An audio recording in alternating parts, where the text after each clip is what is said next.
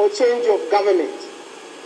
But it has never occurred to the country that we should question the integrity of the participants, in as far as corrupting the voters, buying votes, and indeed trying to sway those who may be found in a situation where they have to preside over the elections in the rural areas. I think time has come in our country when we need, as politicians, to take full responsibility of the state of our electoral system.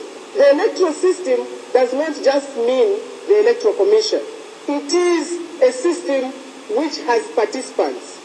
And I think we have watched in the last couple of years that politicians go out there trying to buy the poor voter with salt, with money, with minimum at a very critical time.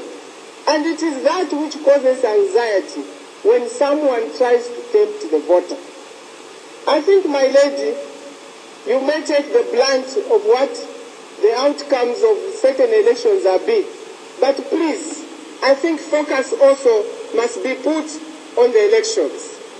We call upon the presiding officers around the country to have a bit of patriotism to the system, because the law states that you cannot change an outcome of announcement, and yet there may be injured parties in the system, and there's no recourse but to go to court, even though everybody knows that at a certain polling station, the number announced by a certain presiding officer may be wrong. The only thing we can count is, sorry ma'am, we forgot to add the number. And I have certain instances like that. So it is important that going forward, we have returning officers, presiding officers who are part of the Electoral Commission. At least if they are your officers, you can exercise the right to fire them, as the case may be in one of the provinces, where I believe that the only remedy for my lost 1 or half a vote is, sorry ma'am, we didn't study properly.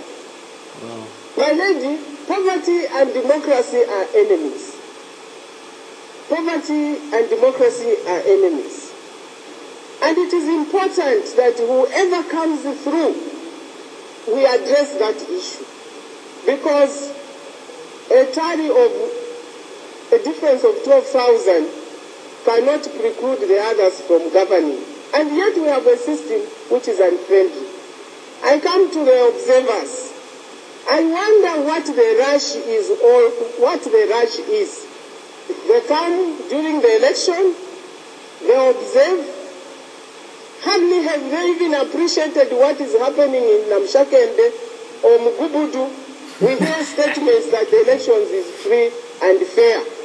Leaving a country to grapple with the issues that people are now having press conferences outside.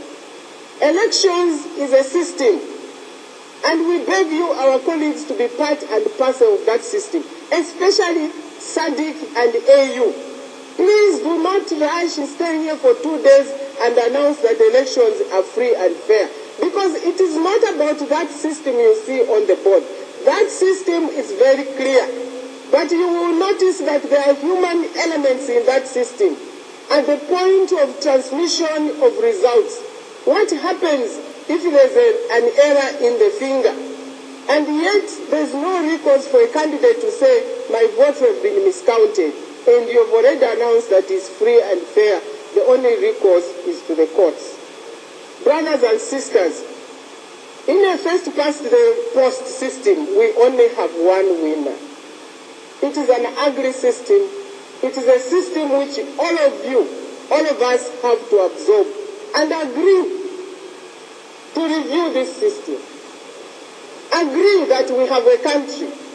Agree that it is not about who goes to State House. Sorry, Madam President. The issue, my lady... Sorry, Madam President, please. Yes, my son. Please. The issue, my lady, is we need to move forward. We need to find a way for the mess that has been created by our very bad constitution. Thank you, my lady.